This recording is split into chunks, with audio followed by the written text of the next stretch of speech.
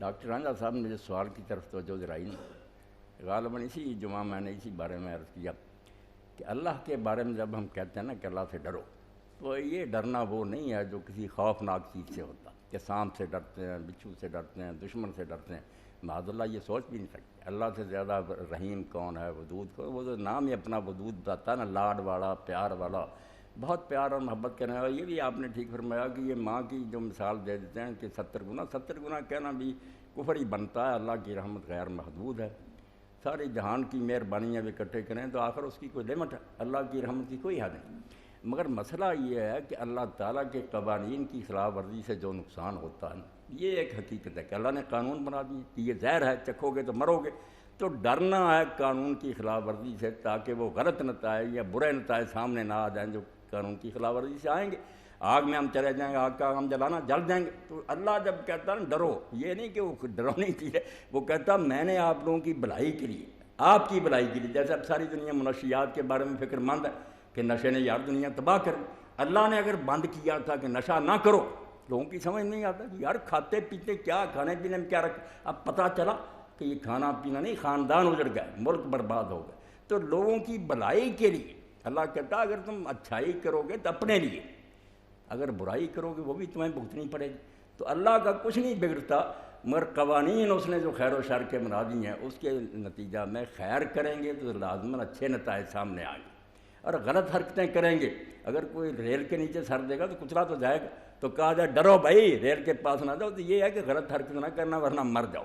تو جہاں جہاں خوف خدا یا تقویٰ کا ذکر کیا گیا اس میں یہ بات ملحوظ رکھیں کہ کہیں نہیں اللہ تعالیٰ کو کوئی ناراضگی یا غصہ، قانون بنا دے ہماری بہتری کے لیے جن کی خلاف ورزی پر اس دنیا میں بھی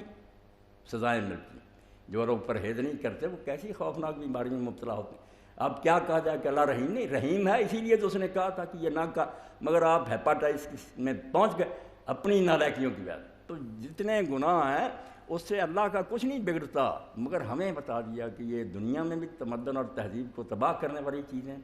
اس کے نتائج آخرت میں بھی نکلیں گے۔ تو ایک بات اس کے ساتھ یہ ہے کہ اللہ تعالیٰ جیسے ڈاکٹر صاحب نے فرمایا محبوب ہے،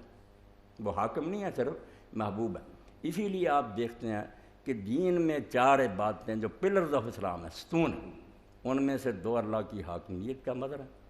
ہم نماز ادا کرتے ہیں، غلاموں کی طرح کھڑے ہوتے ہیں، جھکتے ہیں، ہل جل نہیں سکتے، یہ ایسے ہے جیسے آقا کے سامنے غلام پیش ہوتا۔ اور اسی طرح ہم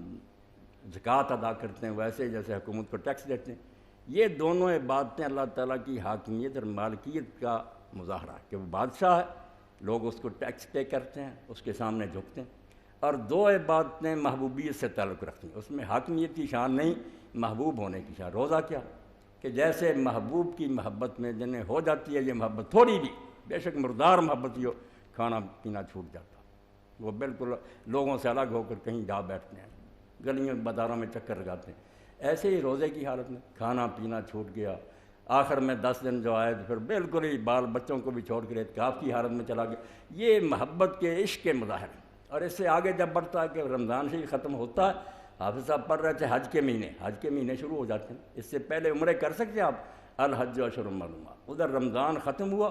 کہ آپ نے دیوانگی کا مظاہرہ کیا، پاگل بن گئے تھے، نہ کھاتے تھے نہ پیتے تھے، اس کی جدائی میں کمزور ہوتے جا رہے تھے۔ اب جب مہینہ ختم ہوا اجازت ہوگی کہ جو ان میں ہمت ہے وہ آ جائیں اپنے محبوب کو ملنے کی۔ حج اور حج آپ سارا دیکھ لیں، سوائے دیوانگی اور جنون کے کوئی نہیں، دیوانوں کا کام ہے، سر کے بال بکھرے ہوئے ہیں، خوشبو نہیں لگا سکتا، فقیروں